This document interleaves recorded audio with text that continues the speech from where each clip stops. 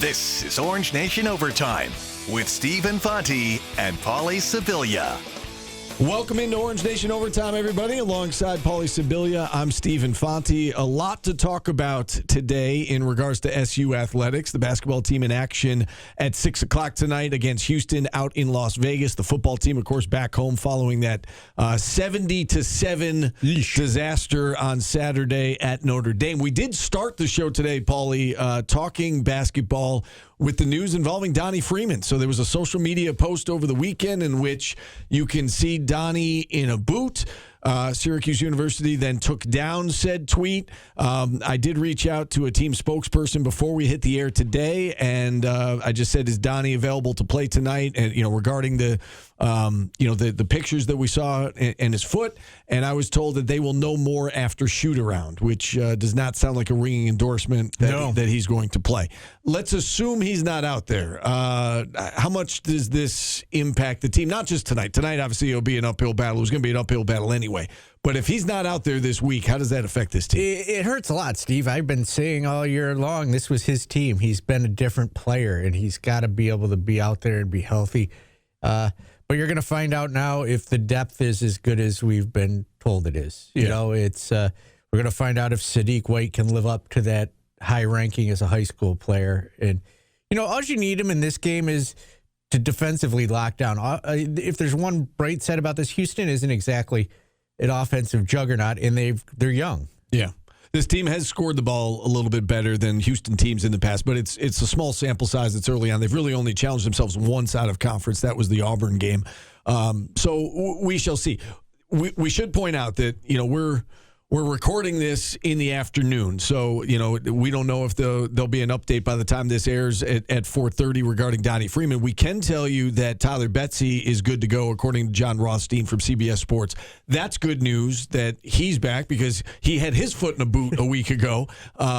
Did miss the Monmouth game, but it's good to see that it sounds like he'll be available tonight. Yeah, and you're not just really relying on one player at that position now, whereas because you would have been really undersized at that position if he was out. For sure. All right, we'll get back to basketball here in a little bit. We've got a guest that we want to play that interview back for you coming up later on in Orange Nation Overtime. But let's delve into Syracuse football. And what do you make of 70-7? You were there for it, Paulie. What was that like watching that in person? It wasn't fun. It was startling. It was what just happened. It was shocking. It was and nothing like I've ever seen before in a football game. You have mentioned the loss to Virginia Tech was in the 60s. 62 zip. Yeah. I was at that game too, and it was a slow burn. It was 62 over 4 quarters. This one was over quick. Yeah. It was 21-0 before the Notre Dame offense got on the field. I've never seen that before. And, the announcers were talking about that on Saturday.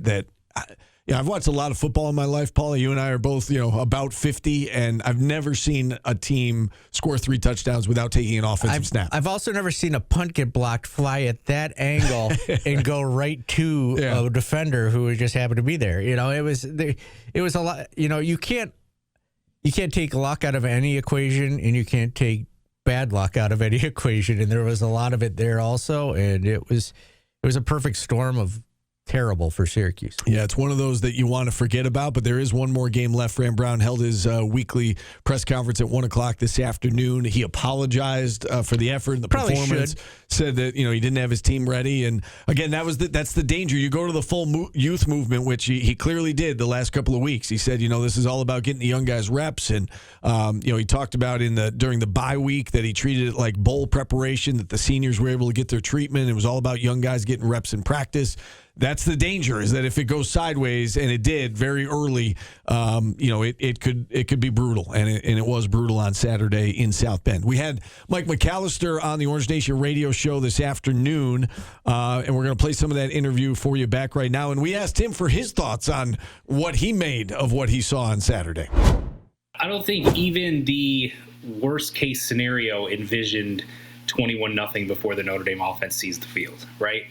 we do a thing when we're on the quad, like best case, worst case, of what could happen for Syracuse in that given game during our pregame show. And like I said, I don't think I could have envisioned that as the worst case scenario. So yeah, it was really bad. But at the same time, to your point, I heard you talking off air, like you were, to the chat and whatnot, that you were expecting them to get crushed going into the game.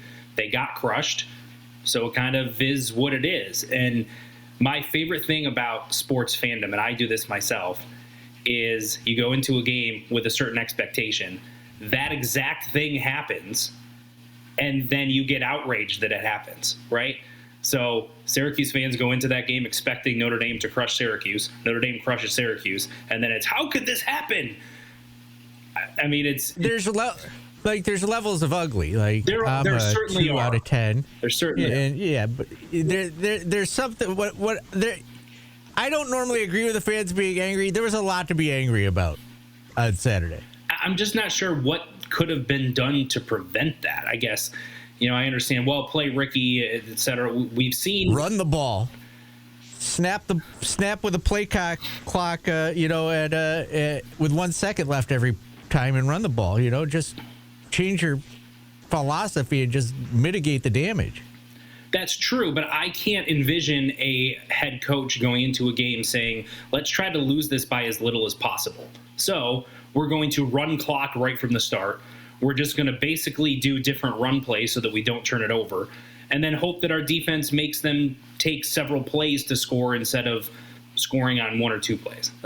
That's not a game plan I can see any coaching staff implementing in any game, regardless of how lopsided it appears on paper.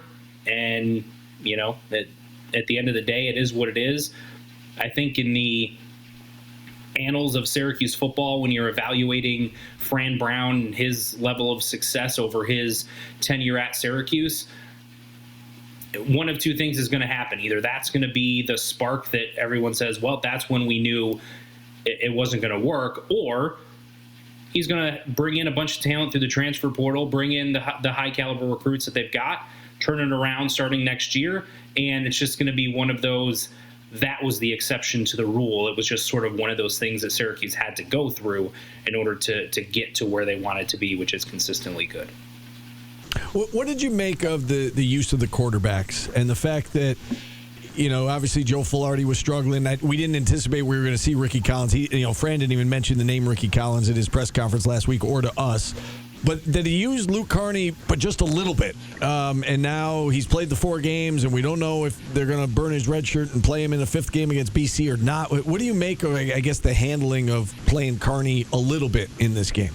I was surprised. I thought that they would do that next week against Boston College when, maybe you can catch the Eagles off guard and use it for a little bit of a spark here and there, especially if, assuming Filardi's your starter again, if he was struggling a little bit. I thought that made the most sense. And I kind of thought maybe this was a game where you throw Ricky out there and let him be a sacrificial lamb, and then, next week come back with your freshman at a home environment against a much less caliber of an opponent.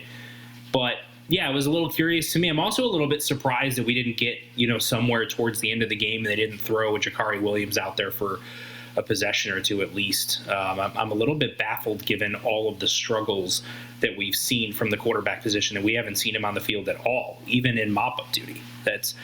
It's curious to me. Now, again, I don't see practice, so I don't have access to the same information that all the coaches do. I'm just a little bit surprised we haven't at least seen him out there in some capacity as, mop-up duty or sacrificial lamb, as it were. Yeah, I mean, like, what does it hurt at that point? When it's 49-0 or 56-0 or whatever the case may be. We saw 3 players decommit within the last 24 hours. What is your feeling on this subject? Is it a mutual parting of ways? Is it because of what happened at Notre Dame? Is this a concern at all for Syracuse football? I don't think it's a concern. I don't believe it was a direct response to the loss to Notre Dame.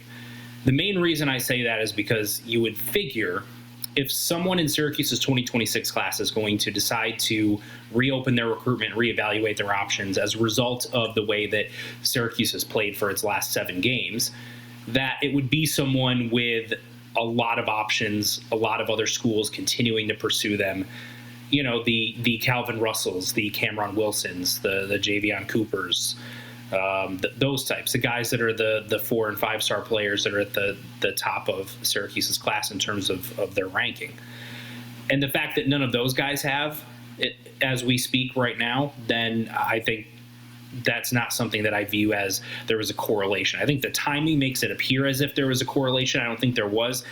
I think this is simply Syracuse had a very large recruiting class, numbers-wise.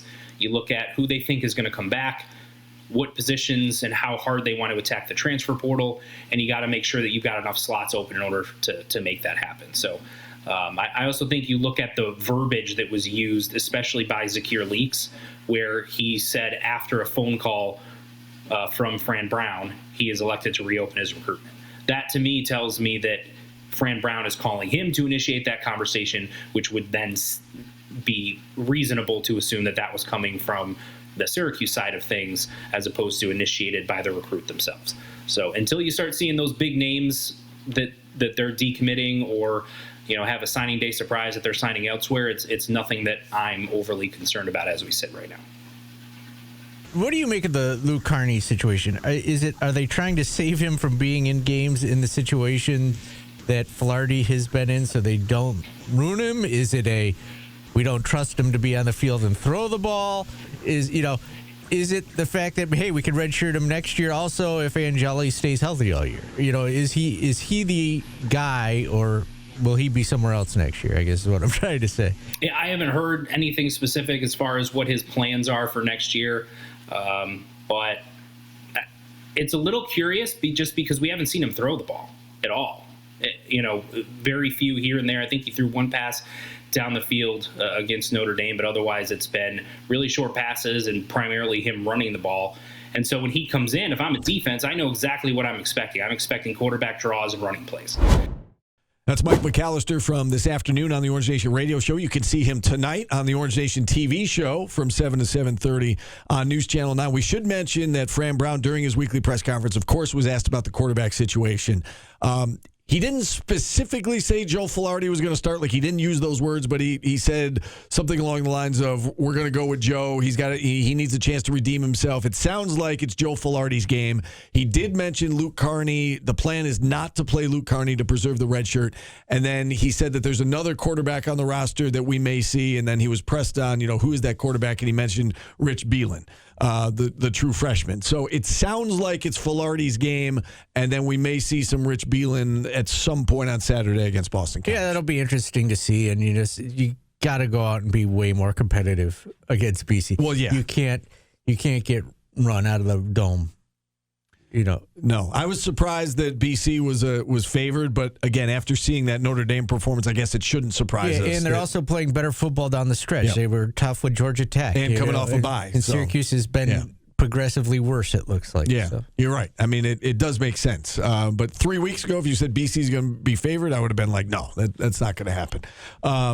All right, let's transition now back into basketball and talk more about this Syracuse-Houston game tonight. And I think the one thing that stands out to me about Houston, that they're really good defensively. Obviously, they're always very good defensively. This particular Houston team, it looks like, has more offensive firepower than in the past.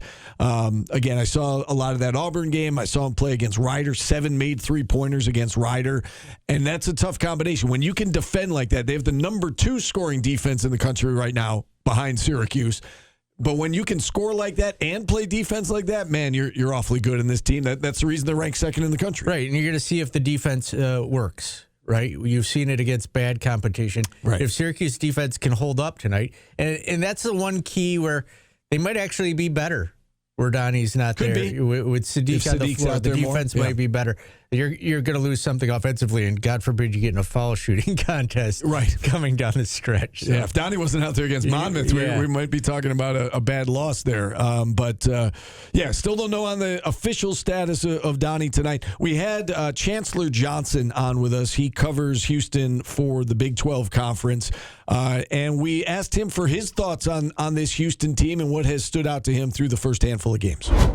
Well, first things first, the thing that hasn't changed is the defense, right? There's still a defensive-minded team led by Kelvin Sampson, and that kind of goes back to their culture that they love to throw around. You can't talk about Houston basketball without talking about culture, and that's something that Kelvin Sampson has certainly built over the past few years, particularly a winning one. But the thing this year about Houston is they're led by their freshmen.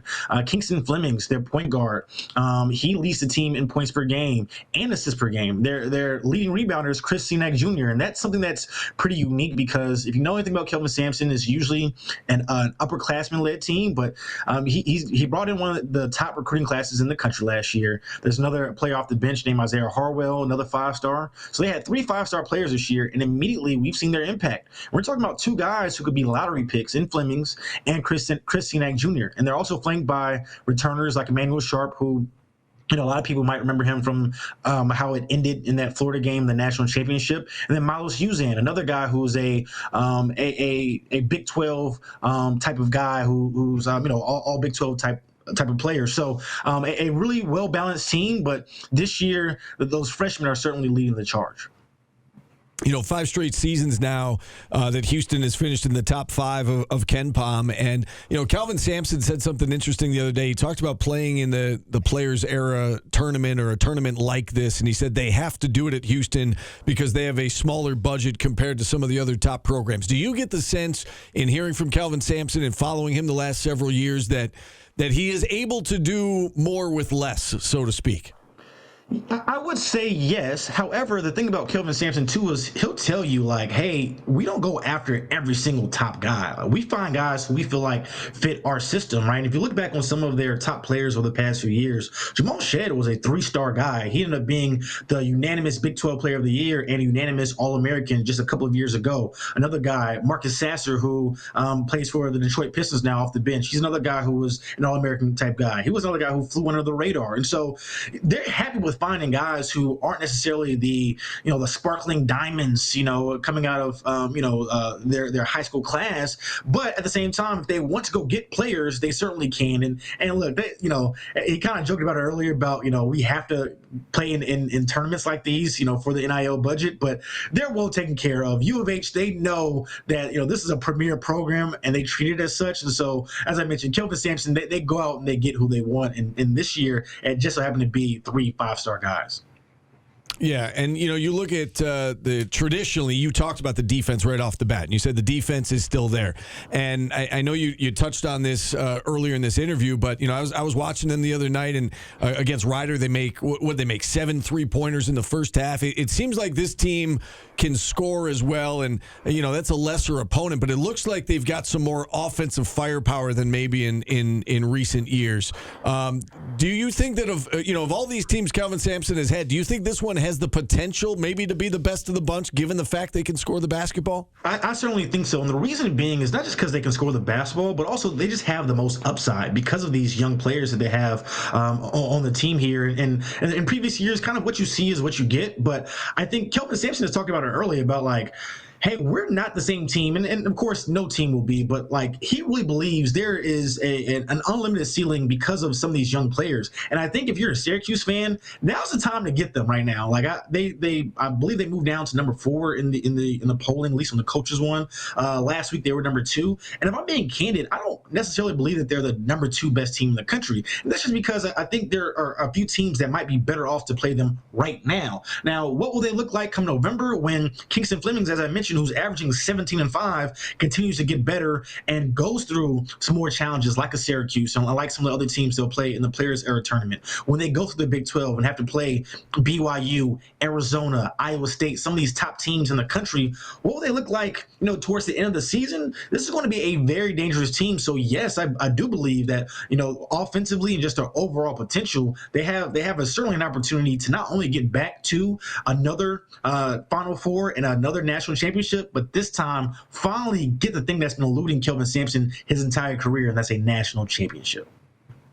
They did test themselves once already out of conference. That was the Auburn game, 73-72 winners. You mentioned Kingston Flemings and how talented he is, 22.7 assists in that game. What stood out to you from that one, that one big test that Houston passed a couple weeks ago? Well, one, I just wanted to see how they would fare in that one, especially with this young group. And so, of course, when you take it on a team like Auburn, an SEC team, physical, more athletic than some of the, group of 5 teams that you might be, like some of the non-power conference teams that they've been playing, like a Ryder or some of the other teams early on. I thought Kingston Flemings and Chris Senac Jr., they responded really well. Chris Senac, he had, I believe, like 18 and 8 in that game. And so he was a monster on the boards. The thing is, he just couldn't stop himself from getting in foul trouble. And another guy who we haven't even talked about yet is JoJo Tugler, who I think could go on to be the National Defensive Player of the Year.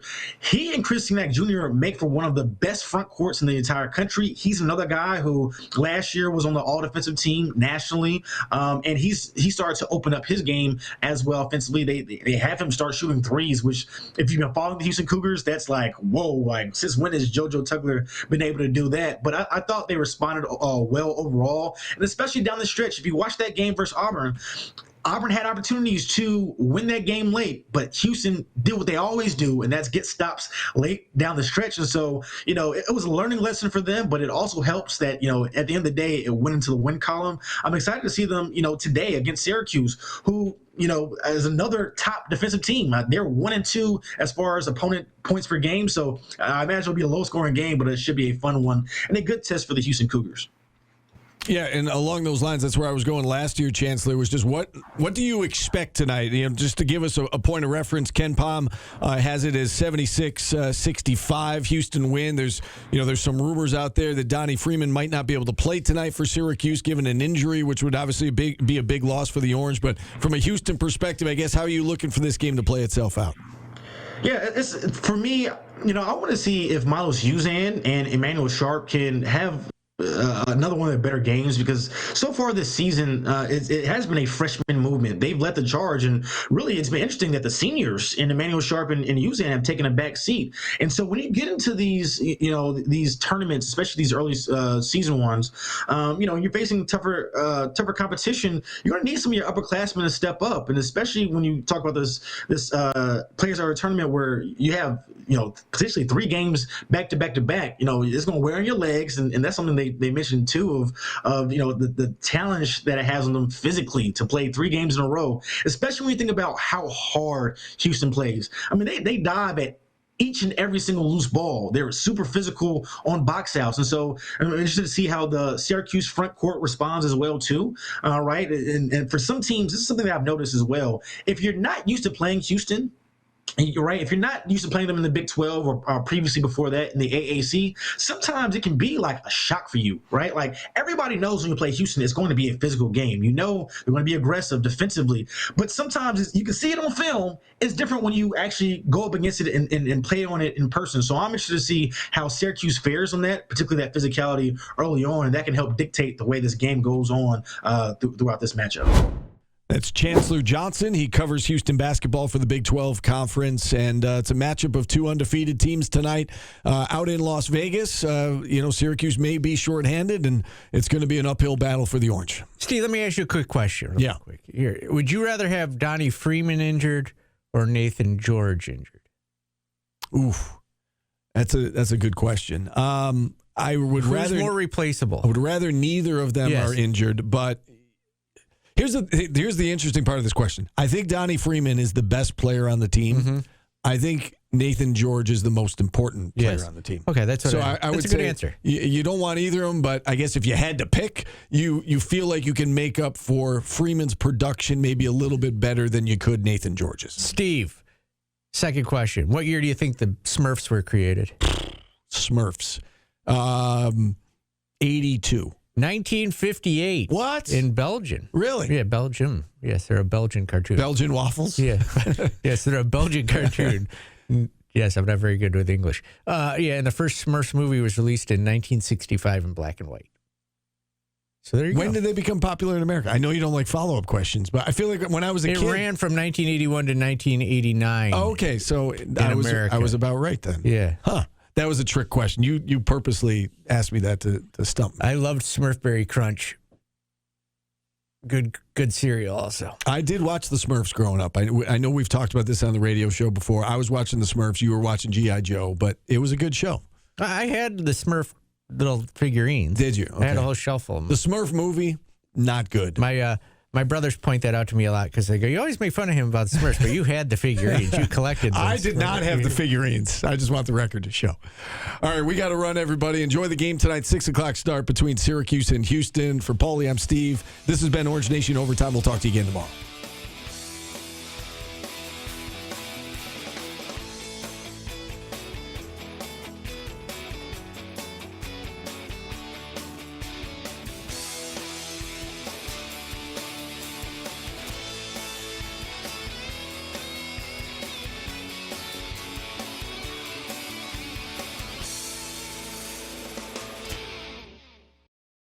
Download the WSYR Plus app on your TV to stream News Channel 9 for free. Just go to your smart TV, search WSYR Plus in the App Store, and download to start streaming today.